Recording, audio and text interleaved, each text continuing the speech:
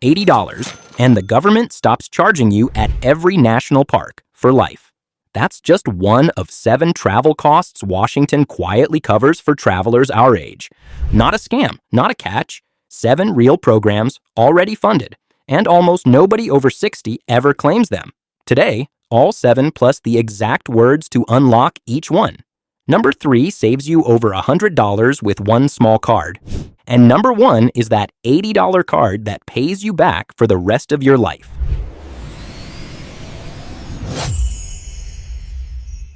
Number 7, the free escort waiting at the airport. Here's what most travelers our age never hear about. The Transportation Security Administration runs a free program called TSA Cares. Call their line at least 72 hours before your flight, tell them when you fly, and a trained passenger support specialist meets you right at the checkpoint. They walk you through screening, help with your bags and medical devices, and stay with you until you're through. No fee, no tip. Your tax dollars already bought this one. Someone flying alone for the first time since a knee replacement, dreading that long line. One phone call and a specialist is waiting at the checkpoint to make it the easiest part of the day. That peace of mind is a real cost, and the government already covers it. Your defense: call the TSA Cares line 72 hours before you fly. Search TSA Cares for the current number. Give them your flight date, time, and any device or mobility need. Reconfirm at the airport information desk when you arrive. Magic phrase: I'd like to arrange TSA Cares assistance for my flight, please. Most people pay for this in stress every single trip. You never have to again. That one covers you at the gate. The next one covers you the moment you drive up to the entrance of a national park. Number 6, the days the parks stop charging. Here's something the parks won't put on a billboard. The National Park Service waives its entrance fee on a handful of set days every year. Those are days the government literally turns the toll booth off for U.S. visitors at every fee-charging park in the country. We're talking places that normally charge $35 a vehicle, free at the gate. I'll be honest, it took me years to plan around these dates instead of stumbling onto them by accident. For those of us free to travel midweek, this is the easiest money our generation leaves on the table. The dates land on federal holidays and park celebration days scattered across the year. Mark them, and your entrance fee simply disappears. Your defense: search National Park Service fee-free days for this year's exact dates. Build a park visit around one of them. The waiver covers your whole vehicle. Note it only covers entrance. Camping and tours may still cost. Screenshot the date list and keep it in your travel folder. That one erases a day's entry. The next one erases part of every local ride you take once you land. Number 5, the half-price ride the law owes you.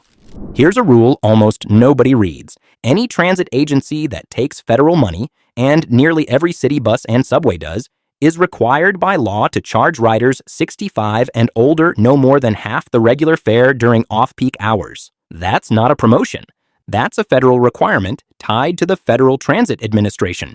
Half fare, on the books, whether they advertise it or not. Here's how this plays out. You land in a new city, you're getting around by bus and rail all week, and every one of those taps is quietly costing you double what the law says you owe. The riders who ask for the senior fare pay half. The ones who don't pay full, and never know the difference. For travelers our age on a fixed income, a week of half-price transit adds up faster than you'd think. Your defense: ask at the transit ticket window or service booth for the senior reduced fare. Bring photo ID showing your age. That's usually all it takes. Ask whether a reduced senior transit card is worth it for a longer stay. Magic phrase: I'm over 65. I'd like the reduced senior fare, please. That one's the law working in your favor. The next one is a benefit your own state is probably sitting on. Number 4, the state park pass hiding in your own backyard. This one genuinely surprises people. Almost every state runs its own senior pass for its state parks, separate from anything federal. Many states hand residents 62 or 65 and older free or deeply discounted day use and cut the camping fee on top of it. Some states will practically give you the pass for the price of a cup of coffee. It's run by your state parks department, and it almost never gets mentioned unless you go looking. I'll be straight with you. This is the one I overlooked the longest because I assumed senior discount meant a couple of dollars. In some states, it's the entire day use fee gone. For our generation, the best trips are often the drive 2 hours from home kind, and this makes those close to free. Your defense: search your state's name plus State Park Senior Pass for the exact deal. Check whether it covers day use, camping, or both. Bring proof of age and residency when you buy it. Ask if a neighboring state offers a reciprocal or visitor senior rate. That one's your home state paying you back. The next one is a travel document most people badly overpay for.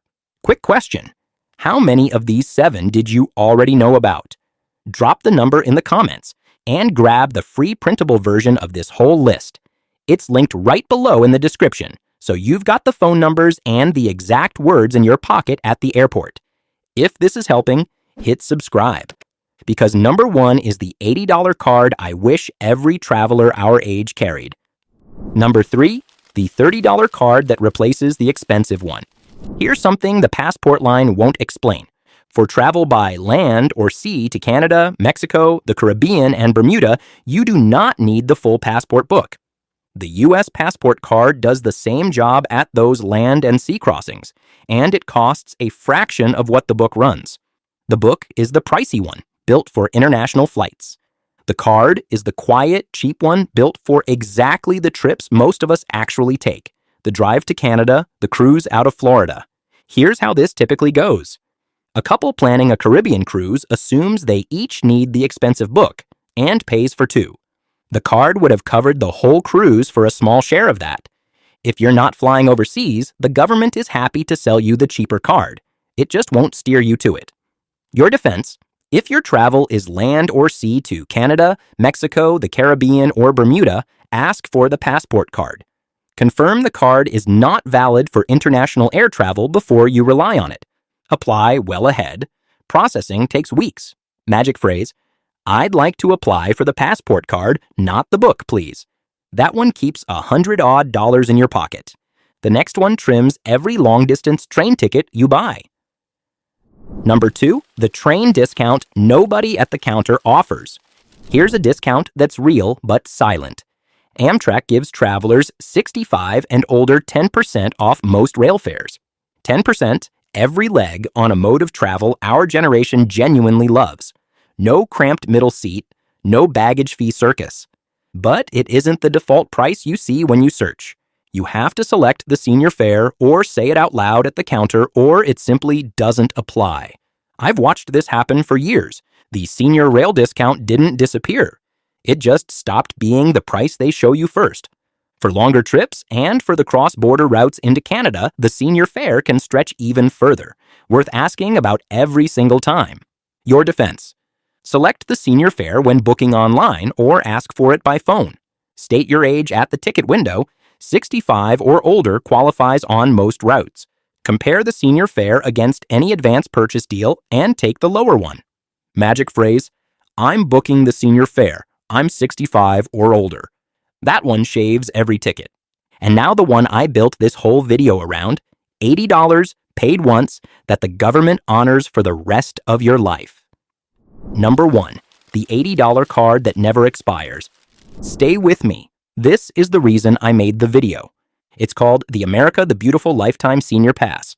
Anyone 62 or older can buy it one time, and it covers the entrance and day use fees at more than 2,000 federal sites, national parks, monuments, forests, wildlife refuges, for the rest of your life.